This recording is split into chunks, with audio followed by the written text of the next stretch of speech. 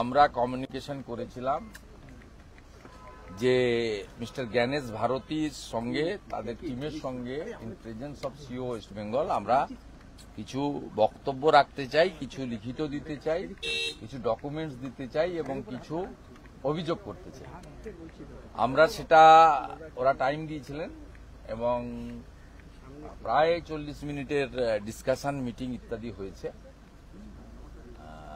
আমরা আমাদের বক্তব্যগুলো যেটা বলেছি সেটা হচ্ছে, প্রথম কথা হয়েছে যে পশ্চিমবঙ্গে যেভাবে ডেমোগ্রাফি চেঞ্জ হয়েছে এবং বর্ডারে যেভাবে জমি না দিয়ে অনুপ্রবেশকারীদেরকে ঢুকিয়ে ভোটার লিস্টের নাম তোলা হয়েছে, তার সঙ্গে অন্য যে বিষয়গুলো আছে সেগুলো এদের রিলেটেড নয়, যেহেতু ভোটার লিস্টের বিষয়।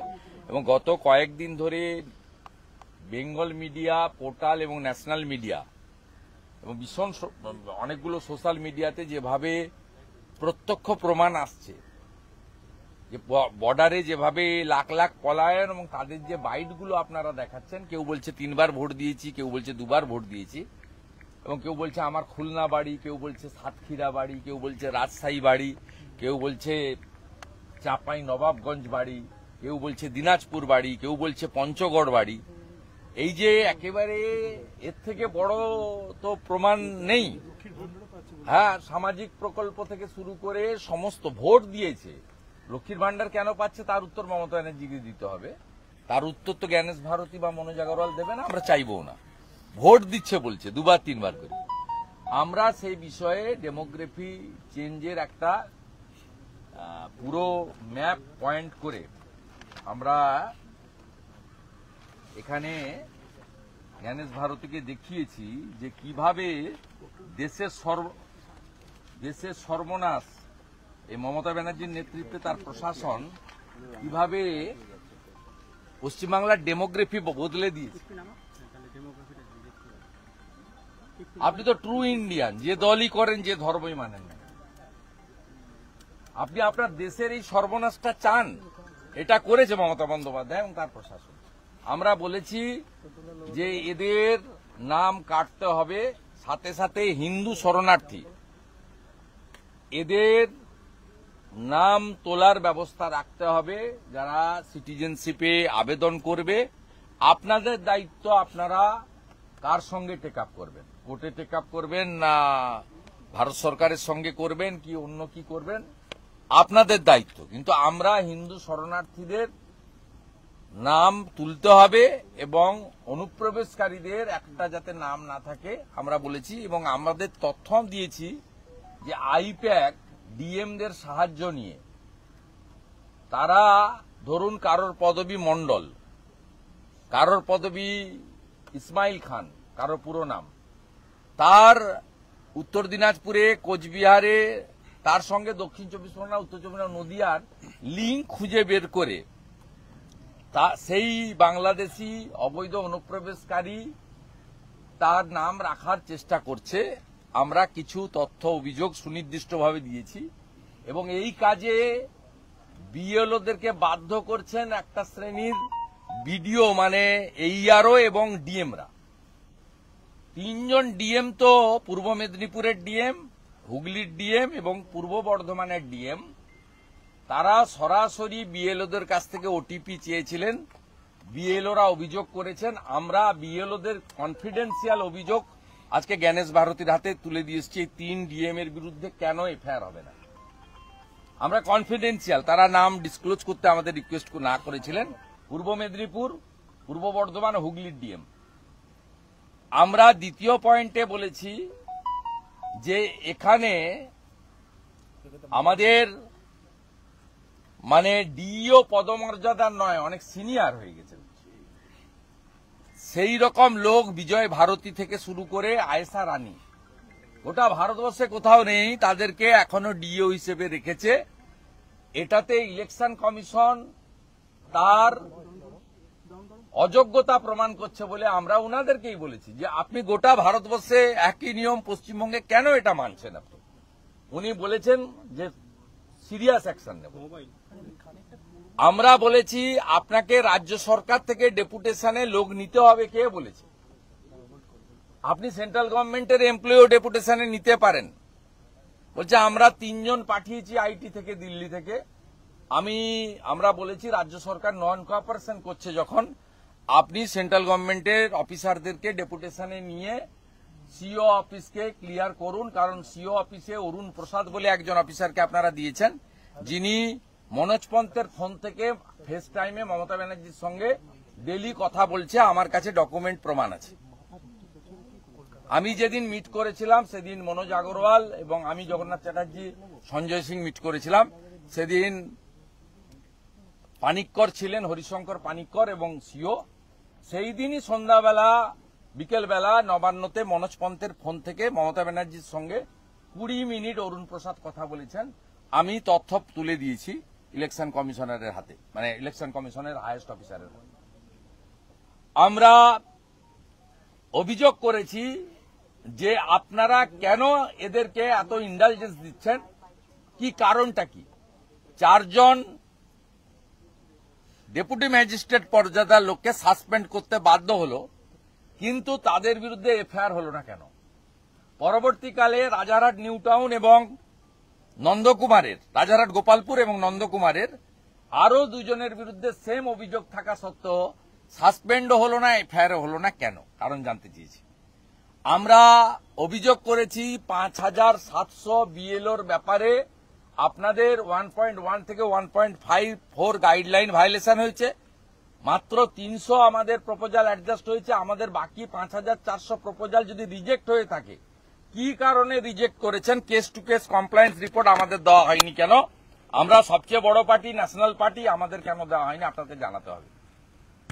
আমরা বলেছি 2021-এর পোস্টপল ভায়োলেন্স এবং 2024 সালে আপনারা রাজ্য সরকারকে বাধ্য করেছিলেন লোকসভা ভোটের পরে 3 মাস আরো সেন্ট্রাল ফোর্স রাখতে। যেহেতু পোস্টপল ভায়োলেন্স 2021 সালে জাস্টিস বিন্দালের নেতৃত্বে 5 মেন জাজেসের কড়া অর্ডার হয়েছিল, 57 পিপল লস দেয়ার লাইফ, এবং মগরাহাটে কাউন্টিং সেন্টারে আমাদের ক্যান্ডিডেট আক্রান্ত হন, মারা যান মানস সাহা। তাহলে আপনারা কেন পলিটিক্যালি ভালনারেবল জায়গা সেখানে বুথ রিঅর্গানাইজেশন কেন করবেন না আমরা জানতে চাই। আমরা এই বিষয়গুলো দিয়েছি এবং সম্প্রতি যে বিষয়গুলো আমরা তুলে ধরেছি, বিএলওদের একটা বড় অংশ অত্যন্ত অনেস্টির সঙ্গে কাজ করছেন, কিন্তু এ সেকশন অফ বিএলওস তারা নয় প্রেসারে নয় পলিটিক্যাল আনুগত্যে বা কিছু চাওয়া পাওয়ার লোভে তারা তৃণমূল কংগ্রেসকে এবং আইপ্যাকের সঙ্গে মিলে কাজ করছে। আমরা সে ব্যাপারেও সুনির্দিষ্ট যে 67টা বিএলওর বিরুদ্ধে অভিযোগ করেছি তার এগেনস্টে অ্যাকশন চেয়েছি। কেন এখনো অ্যাকশন হবে না? বিহারে যদি 55 জন জেলে থাকতে পারে, 432 জনের নামে এফআইআর হতে পারে, আমাদের 67 জন বিএলওর নামে সংখ্যাটা খুবই ছোট। ম্যাক্সিমাম বিএলও অনেস্টি নিয়ে কাজ করছেন। আবার রিপিট করছি, তারাই আমাদের ইনফরমেশন দিচ্ছেন, তারা বাঁচতে চাইছেন, এবং মমতা বন্দ্যোপাধ্যায় বিএলওদের উপর নির্যাতন করছেন। কেন ইলেকশন কমিশন চুপ করে বসে দেখছে? সংবিধানে 324 থেকে 329 ফুল পাওয়ার দিয়ে গেছে। আপনারা রেমুনারেশন বাড়িয়েছেন, ফিনান্সে ফাইল পড়ে আছে, বিএলওরা এনহ্যান্স রেমুনারেশন পাননি। বিহার সরকার 4 মাসের জন্য 1000 ডাটা এন্ট্রি অপারেটর দিয়েছেন। অন্য স্টেটগুলো আমি জিজ্ঞেস করলাম কেমন চলছে, বলল no complain, all state government are cooperating with us, পুরো সহযোগিতা করছে, অনলি দিস বেঙ্গল। আমাদের বক্তব্য 1000 ডাটা এন্ট্রি অপারেটর 4 মাসের জন্য নিয়োগ, এসআইআর প্রায় শেষ হতে যাচ্ছে, 4 December is knocking the door, কিন্তু এখনো পর্যন্ত ফিনান্সে ফাইল ফেলে রেখেছে। কি সাহসে? সাংবিধানিক বডিকে সাহায্য করতে এরা বাধ্য। এরকম হাজারো অভিযোগ আছে। বাকি ডিটেলস মিস্টার শিশির বাজোরিয়া, মিস্টার জগন্নাথ চ্যাটার্জি তারা মিডিয়া গ্রুপে দিয়ে দেবেন, সেখান থেকে বাকিটা কালেক্ট করে নেবেন। আমরা ওভারঅল মিটিং করেছি, আমরা মিটিং এ স্যাটিসফাইড বলবো না, আমরা অ্যাকশন চাই, উই ওয়ান্ট অ্যাকশন। গতকালকে আমরা লফুল কথা বলেছি, আমরা ওনাদের পাওয়ার কেন এক্সারসাইজ হচ্ছে না বলেছি, ডকুমেন্ট এভিডেন্সের উপরে বলেছি। আমরা এবারে ছাড়ব না, পশ্চিমবঙ্গে মমতা ব্যানার্জিকে কিছু বেআইনি কাজ করতে দেব না, দশকর্মা ভান্ডার বানাতে দেব না। গতকালকে মমতা বন্দ্যোপাধ্যায় চিঠি দিয়েছে, তার চিঠির উত্তর বিরোধী দলনেতা দিয়ে দিয়েছে। উনি যদি 2.75 কোটি মানুষকে প্রতিনিধিত্ব করে বলে থাকেন, আমিও বিজেপির এলওপি 2,33,00,000 মানুষকে প্রতিনিধিত্ব করি। আমি তার উত্তর মমতা ব্যানার্জিকে দিয়ে দিয়েছি, ইলেকশন কমিশনকে, যে উনি 12টা স্টেট ইউনিয়ন টেরিটরিতে হচ্ছে, নন বিজেপি গভর্নমেন্টের করছে, কোথাও কোনো অ্যালিগেশন নেই। এবং বিএলওদের মানসিক চাপ যন্ত্রণা যদি কেউ দিয়ে থাকেন মমতা ব্যানার্জি। এক, অ্যাডিশনাল রেমুনারেশনের ফাইল আটকে রেখেছেন। 2, ডাটা এন্ট্রি, যেটা নিয়েই বিএলওরা বারবার বলছে টিভিতে যে ফর্ম দেওয়া জমা নেওয়াটা আমাদের কাছে হেডেক নয়, হেডেকটা হচ্ছে এন্ট্রি। তা এর জন্য তো মমতা ব্যানার্জি দায়ী, কারণ তিনি 1000 ডাটা এন্ট্রি অপারেটর দেননি। ফাইল ফিনান্সে 2 মাস হলো পড়ে আছে, কিন্তু দায়ী মমতা বন্দ্যোপাধ্যায়। এবং আমরা পরিষ্কার বলেছি, মমতা বন্দ্যোপাধ্যায় শুধু ভোট চুরি করেন না, তার লোকেরা 2024 লোকসভা নির্বাচনে ক্যামেরা বন্ধ রেখেছিলেন।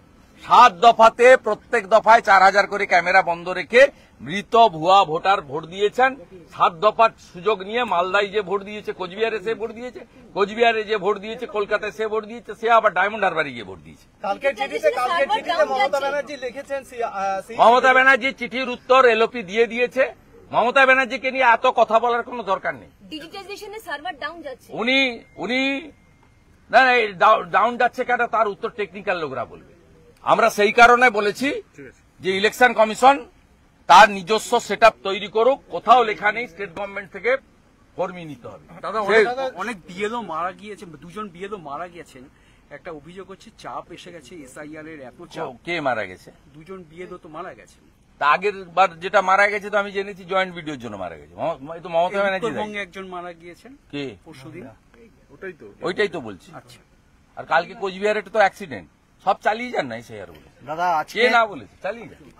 আজকের কলকাতা যত পেট খারাপ মাথা খারাপ যা হবে সবকে চালিয়ে যান এসআইআর। দাদা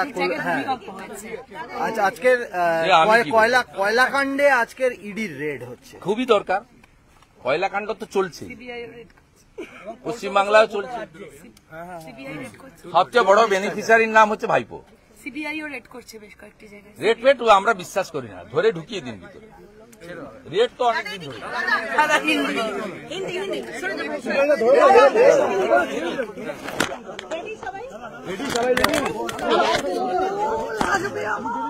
On behalf of state BJP, we submitted some representation.